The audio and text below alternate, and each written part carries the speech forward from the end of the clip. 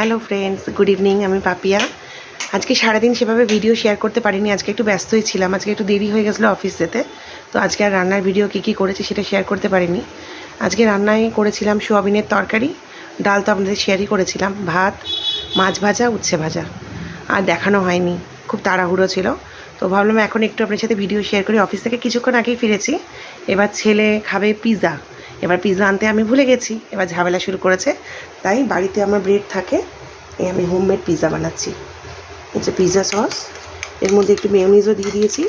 এই যে ক্যাপসিকাম, পেঁয়াজটাকে একটু বড় বড় করে কেটেছি, আর চিকেনটাকে একটুখানি ছোটো ছোটো করে কেটে ওই ড্রাই চিলি চিকেনের মতো করে নিয়েছি।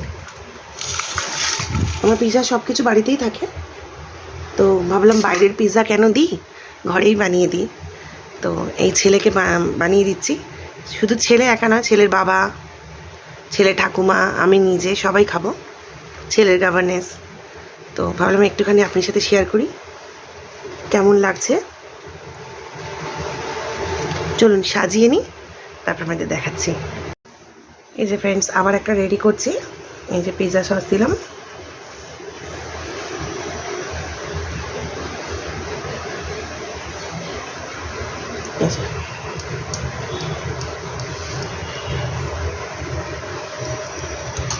আবার সেম প্রসেসে এই যে ক্যাপসিকাম চিকেন, একটা ক্যাপসিকাম, একটা পেঁয়াজ, আবার এদিকে একটা ক্যাপসিকাম, আবার এদিকে একটা পেঁয়াজ, আবার একটা ক্যাপসিকাম, আবার এদিকে একটা পেঁয়াজ, আবার একটা ক্যাপসিকাম, আবার একটা পেঁয়াজ,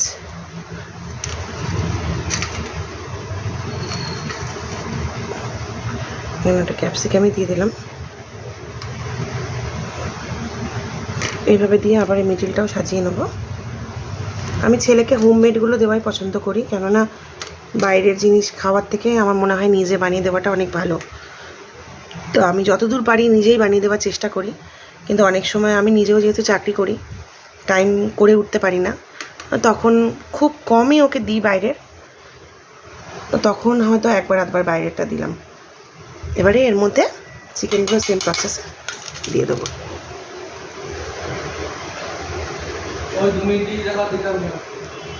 এবার চিকেনটা এইভাবে দিচ্ছি সেম প্রসেসে, আর 30 সেকেন্ড দাও।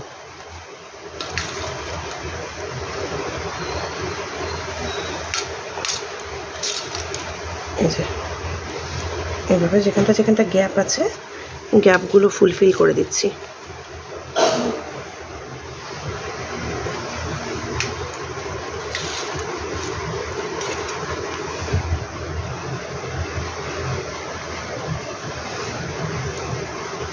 চিকেনটা আমি ছোটো ছোটো করে কেটে এটাকে ওই চাইনিজ সমস্ত কিছু দিয়ে ভিনিগার সোয়া সস অল্প করে, চিলি চিকেনের মতো ড্রাই চিলি চিকেন যেভাবে করে ওইভাবে করে নিয়েছি। যেভাবে দিলাম, এবারে চিজটা গ্রেট করে দিয়ে দেবো উপর থেকে। তারপর সেম ওই 2.5 মিনিট মতো মাইক্রোওভেনে করে নেবো। চলুন আপনাদের দেখাচ্ছি। এই যে ফ্রেন্ডস, এটা হচ্ছে ফাইনাল লুক। জাস্ট নাও এটা মাইক্রোওভেন থেকে বের করলাম। কেমন দেখতে হয়েছে প্লিজ কাইন্ডলি জানাবেন কমেন্ট সেকশানে। ভালো লাগলে লাইক, কমেন্ট, শেয়ার, সাবস্ক্রাইব, আর আমার আইডিটাকে ফলো করতে ভুলবেন না। আপনারা প্লিজ আমার পাশে থাকবেন, আপনারা পাশে থাকলে আমি নতুন নতুন ভিডিও নিয়ে আসতে উৎসাহ পাবো। থ্যাংক ইউ সো মাচ সবাইকে। টাটা, আবার আসছি নতুন ভিডিও নিয়ে। খুব ভালো থাকবেন আপনারা।